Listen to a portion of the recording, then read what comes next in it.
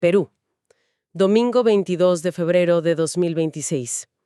Los temas principales que vamos a tratar hoy son la implacable maquinaria de los remates por deudas tributarias, el silencioso ajedrez de las reestructuraciones corporativas y fideicomisos y la constante carrera por los recursos naturales y concesiones mineras.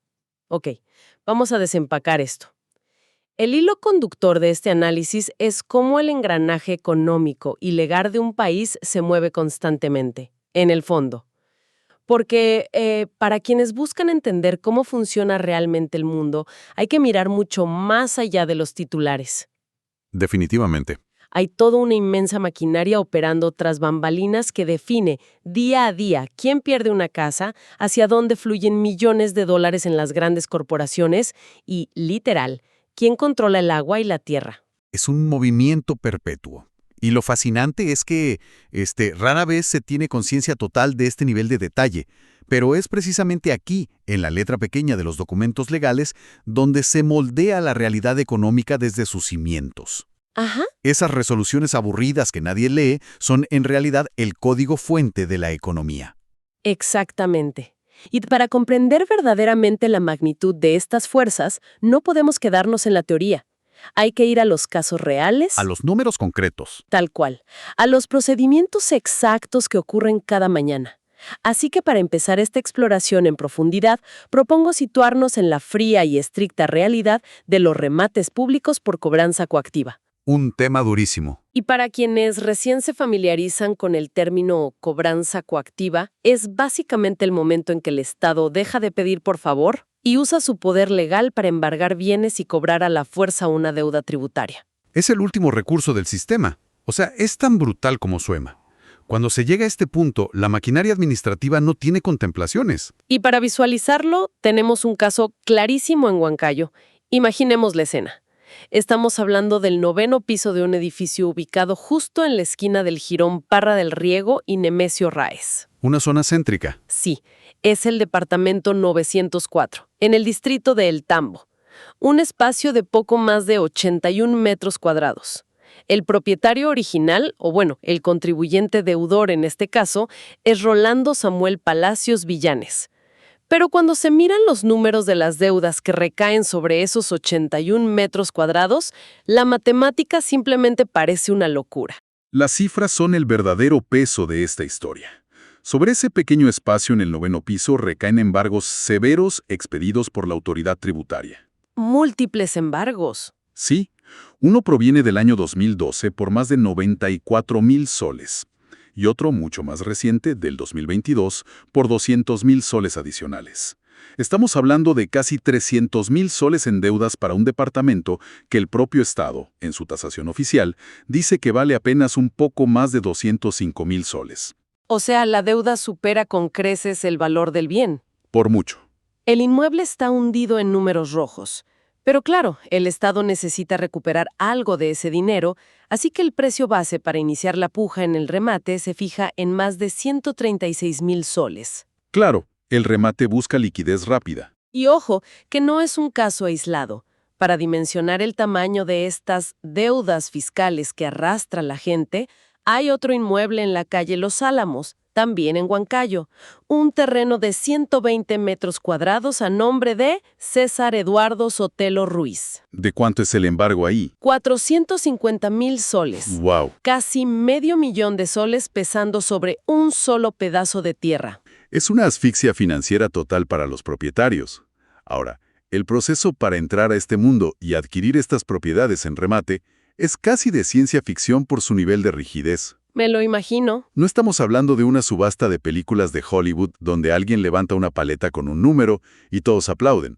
Las condiciones para participar un jueves cualquiera en las instalaciones del Auditorium Tributario en el Jirón Loreto son, digamos, draconianas. Con tanto dinero en juego, el ambiente en esa sala debe ser de altísima tensión. ¿Qué pasa exactamente una vez que alguien decide entrar a pujar? Porque entiendo que la burocracia aquí alcanza niveles casi ridículos. Lo fascinante aquí es el rigor extremo con el que opera el sistema de remates a sobre cerrado. Quien desee pujar por ese departamento del 9º piso o por el predio de Los Álamos debe entregar su oferta en una ánfora, dentro de un sobre con datos específicos en el exterior. Hasta ahí suena normal. Pero aquí viene lo implacable. Las posturas dentro del sobre deben estar impecables. La norma exige estrictamente que todo el documento esté llenado con un mismo color de lapicero. ¿Mismo color? Sí, y no se permite ni un solo borrón, ni una tachadura, ni enmendaduras de ningún tipo. Espera, a ver si entiendo. Si el lapicero azul se queda sin tinta a la mitad de la hoja Ajá. y la persona termina de llenar el sobre con un lapicero azul, pero de un tono un poco más oscuro, la oferta millonaria queda descartada. Automáticamente inválida. ¡Qué locura! Un mínimo cambio de tono en la tinta o un pequeño error corregido a mano te deja fuera del juego inmediatamente. Y no es solo el papeleo. El comportamiento físico de las personas en la sala está estrictamente vigilado. Claro, el control del espacio. Hay que registrarse con media hora de anticipación, mostrando documentos originales. El uso de celulares está terminantemente prohibido. Nada de mensajitos de última hora. Exacto. Quien incumpla, quien no acate las disposiciones del martillero o se siente en una silla equivocada, queda descalificado. Incluso si hay desorden, las autoridades tienen la facultad de expulsar a los infractores con el auxilio de la policía. O sea, entras sin celular, con el lapicero perfecto, en silencio absoluto y rodeado de policías. Y si alguien logra ganar la puja, la presión no termina ahí, porque se exige dejar en ese mismo instante un 30% del monto en calidad de arras. Sí, como garantía. Que, para nuestra audiencia, las arras son básicamente un depósito de garantía para demostrar que la oferta va en serio. Y nada de sacar fajos de billetes. Tiene que ser preferiblemente un cheque certificado del Banco de la Nación. El sistema no confía en nadie. Para nada. Pero hay algo en las condiciones de este remate que me parece brutal. Una advertencia que todo postor debe firmar. Los bienes se rematan dónde están y cómo están. Esa es la cláusula más peligrosa y la razón principal por la que comprar en un remate es un riesgo calculado de alto calibre. No es para corazones débiles. Definitivamente no. La autoridad tributaria transfiere la propiedad únicamente a nivel registral, es decir, el Estado firma los papeles, actualiza los registros en su NARP a nombre del ganador, cobra el cheque y se lava las manos. El mensaje literal es: felicidades, el papel dice que el inmueble es de quien pagó. Buena suerte con la realidad. ¿Tal cual? Porque si se trata de ese departamento en el tambo, el nuevo dueño tiene que encargarse de revisar si la estructura está a punto de colapsar, lidiar con la zonificación, las deudas municipales e incluso pagar el impuesto de alcabala. Un gasto extra importante. Y para ponerlo en palabras sencillas, la alcabala es ese peaje fiscal que cobra la municipalidad solo por el privilegio de cambiar de dueño un inmueble. Exacto. Pero el verdadero problema no suele ser el impuesto ni la estructura. ¿Qué pasa si en ese 9º piso todavía viven los dueños originales o hay inquilinos que no piensan salir? El factor humano. Exactamente. El desalojo, lidiar con el drama de las personas, contratar abogados para desocupar el lugar. Todo eso es problema exclusivo del nuevo dueño. Es la incomodidad máxima. Alguien compra una casa barata, pero automáticamente se convierte en el villano que tiene que ir a desalojar a una familia con la policía. Es un golpe de realidad muy duro sobre cómo el dinero y la propiedad cambian de manos de forma forzada. Es la ejecución implacable de la ley tributaria. Eso en cuanto a cuando el Estado obliga a perder el patrimonio. Pero hay otro lado de la moneda. ¿Qué pasa cuando los dueños del gran capital eligen moverlo, transformarlo o simplemente desaparecerlo de los libros contables? Ese es un juego completamente distinto. Pasemos al mundo corporativo, a este silencioso ajedrez de las reestructuraciones. Aquí vemos sumas colosales moviéndose a través de actas que, aunque son públicas, pasan completamente desapercibidas. Sí, movimientos multimillonarios. Por ejemplo, hablemos de la empresa CNOT y CSAC. Una junta de accionistas acordó reducir su capital social en una cifra masiva: 56.943.039 soles. Una cantidad brutal. Y lo que llama la atención es que el documento aclara que se hace mediante devolución de aportes. ¿Por qué una empresa decide de pronto vaciar casi 57 millones de soles de sus arcas para dárselos a sus dueños? Si conectamos esto con el panorama general, se trata de una estrategia de protección y eficiencia.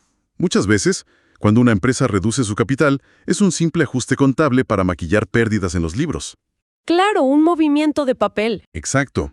Pero una devolución de aportes significa que esa inmensa montaña de dinero físico, real, está siendo retirada de la cuenta de la empresa y transferida a las cuentas bancarias personales de los accionistas. Dinero en mano. Se hace para extraer capital de riesgo corporativo. Si la empresa enfrenta demandas futuras, problemas laborales o una crisis del mercado, esos 57 millones ya están a salvo en el bolsillo de los dueños. Claro, retiran las fichas de la mesa cuando van ganando. Es una jugada defensiva perfecta. Y esto contrasta fuertemente con otro tipo de reducciones, como el caso de RIC Pro Exergía SAC, que decidió disminuir su capital de más de 482,000 soles a tan solo 1,000 soles. La mínima expresión. Eso es básicamente dejar a la empresa respirando artificialmente, con lo mínimo indispensable para existir legalmente. Pero el ajedrez no solo trata de achicar empresas, a veces se trata de dividirlas. Existe una figura legal llamada escisión. Una herramienta muy sofisticada. Pensemos en esto así. Imaginemos tener un gran pastel corporativo y se decide cortar una rebanada muy específica, asegurando que lleve exactamente su porción de relleno y cobertura para ponerla en un plato completamente nuevo. El caso de Transportes Rectora SAC ilustra esto a la perfección. Es una analogía muy acertada. En el caso de Transportes Rectora SAC, mediante un acuerdo de junta, decidieron segregar lo que la ley llama un bloque patrimonial. Que suena muy abstracto. Suena abstracto, pero no es que estén vendiendo un par de camiones viejos. Están separando todos los activos físicos que conforman una planta entera de sulfato de cobre, junto con las deudas o pasivos relacionados directamente a esa planta. Todo el paquete junto. Todo, para transferir ese bloque vital a favor de otra empresa, que en este caso es Zinc Industrias Nacionales S.A. Es como amputar un órgano funcional de un cuerpo y trasplantarlo directamente a otro cuerpo corporativo para que siga funcionando sin interrupciones. Con cero impacto operativo en el día a día. Y mientras estas empresas dividen plantas industriales, hay otro mecanismo mucho más hermético y fascinante: los fideicomisos. Los fideicomisos. Vemos que la compañía de minas Buenaventura S.A.A., que es un gigante absoluto de la minería, está estableciendo dos patrimonios autónomos: el fideicomiso Fondo de Desarrollo Madrigal y el fideicomiso en administración Ichuña. Movimientos estratégicos clave. Ambos van a ser administrados por el Banco de Crédito del Perú.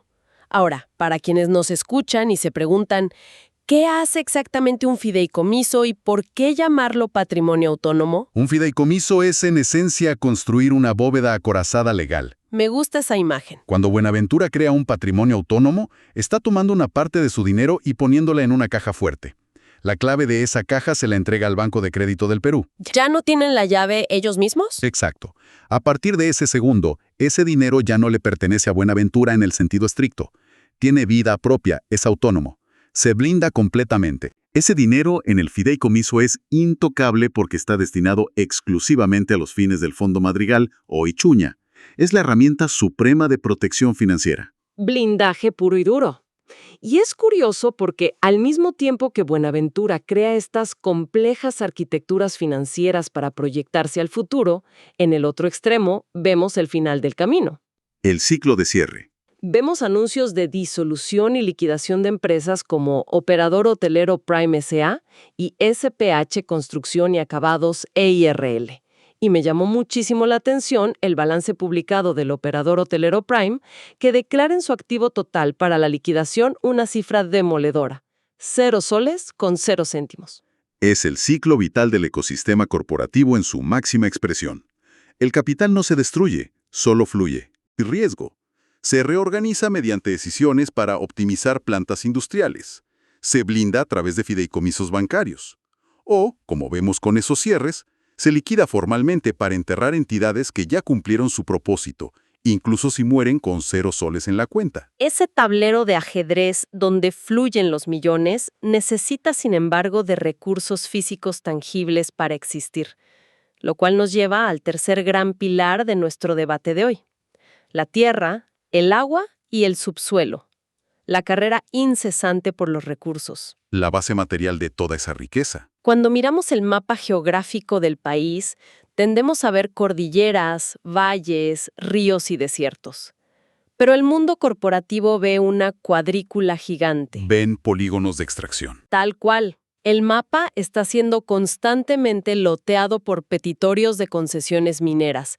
Y las extensiones de terreno de las que estamos hablando son gigantescas. A escala industrial. Por ejemplo, la corporación Sagitario I está pidiendo 300 hectáreas de golpe en la provincia de Quispicanchi. Un territorio enorme. La empresa minera Rumiñahui solicita 200 hectáreas que se extienden entre las provincias de Acomayo, Canas y Chumbivilcas.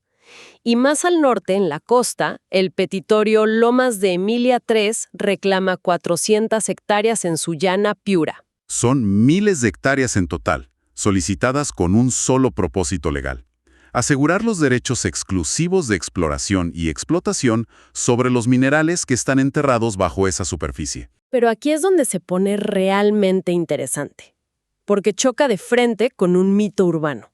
Se suele pensar que si una corporación logra que el Estado firme el título de la concesión minera, al día siguiente pueden meter tractores, explosivos y empezar a perforar la montaña. Es un error muy común pensar así.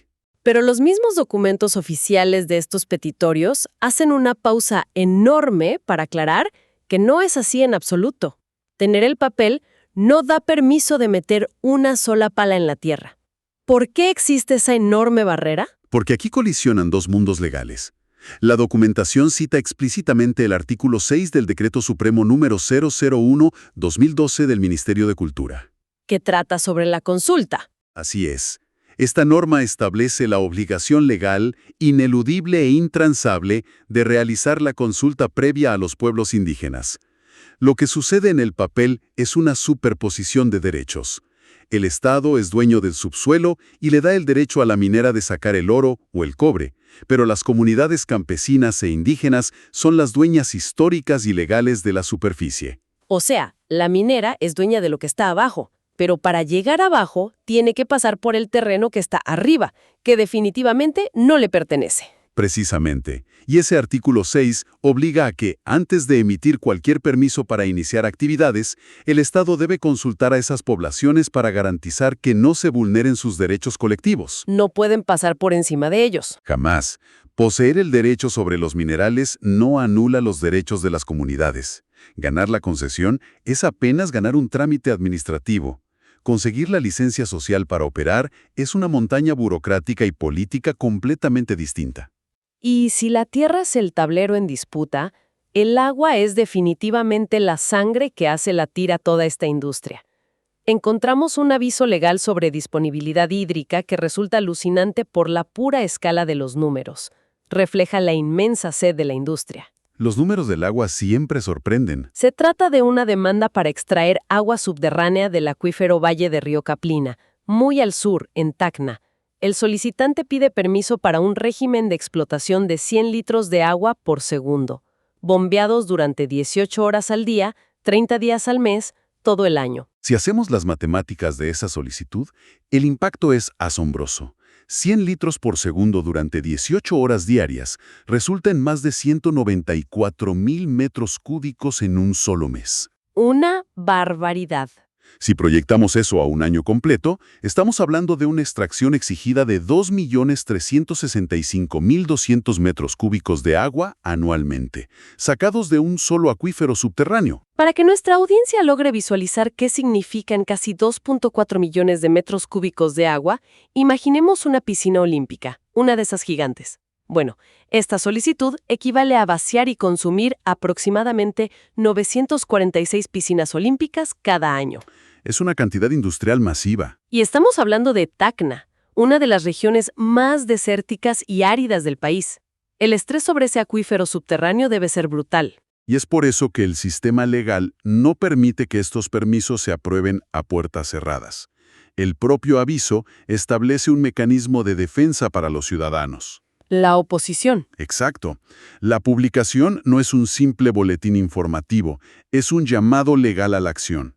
Permite que cualquier persona o comunidad que se considere afectada, que sienta que esta extracción masiva va a secar sus propios pozos o afectar su agricultura, pueda presentar un recurso de oposición formal y justificado ante la Autoridad Nacional del Agua. O sea, se da la oportunidad de levantar la mano y decir, un momento, si sacan esas casi 1000 piscinas olímpicas de agua de mi valle, mi granja se muere. Esto plantea una pregunta importante al observar el funcionamiento de toda esta arquitectura institucional. Estamos presenciando un constante tira y afloja administrativo. Una tensión constante. Sí, por un lado está la fuerza imparable del desarrollo económico y la industria, que demanda volúmenes titánicos de recursos para operar y generar riqueza. Y por el otro están los escudos de defensa social, la consulta previa para proteger las tierras indígenas y el derecho de oposición ante la autoridad del agua. Cada permiso es una batalla. Cada litra concesionado y cada hectárea cuadriculada representa un punto de fricción crítico entre el progreso industrial y la supervivencia del entorno y las comunidades. Es una síntesis perfecta de todo este mundo invisible. Hoy hemos hecho un recorrido profundo por estas maquinarias legales que nunca descansan. Empezamos viendo el drama humano y la rigidez asfixiante de perder un departamento de 81 metros cuadrados en Huancayo por deudas tributarias, lidiando con reglas absurdas sobre el color de un lapicero. Una burocracia que no perdona. Las esferas corporativas, donde vemos desaparecer 57 millones de soles mediante devoluciones de capital, y cómo se amputan y protegen empresas mediante escisiones y fideicomisos blindados. Y finalmente, cómo todo ese dinero termina impactando masivamente la geografía física, reclamando miles de hectáreas para minería y buscando succionar millones de metros cúbicos de agua en medio del desierto. Y todo esto invita a una reflexión para quienes nos escuchan. Detrás del ruido constante de los noticieros, de los escándalos de coyuntura y las peleas políticas diarias, existe un verdadero motor que moldea el futuro de la sociedad de manera silenciosa, pero absolutamente imparable. Totalmente cierto. ¿Quién es dueño de qué? ¿A dónde fluye el dinero? ¿Y quién controla el agua y la tierra? Casi nunca se debate a gritos en las plazas públicas. Gran parte de este inmenso poder opera a través de resoluciones, notificaciones y plazos estrictos de los que rara vez nos damos cuenta. Invito a nuestra audiencia a pensar, ¿cuántas decisiones que alteran el paisaje a nuestro alrededor ocurren cada día mediante firmas en documentos que nadie lee? Una pregunta que definitivamente se quedará resonando en la mente después de desentrañar cómo funciona todo este intrincado sistema de actas, resoluciones y subastas. Ha sido un recorrido intenso a través de este lenguaje oculto de la burocracia y los negocios. Hasta aquí llega la exploración en profundidad de hoy. Será hasta el próximo debate para seguir desempacando el funcionamiento de estos mecanismos invisibles.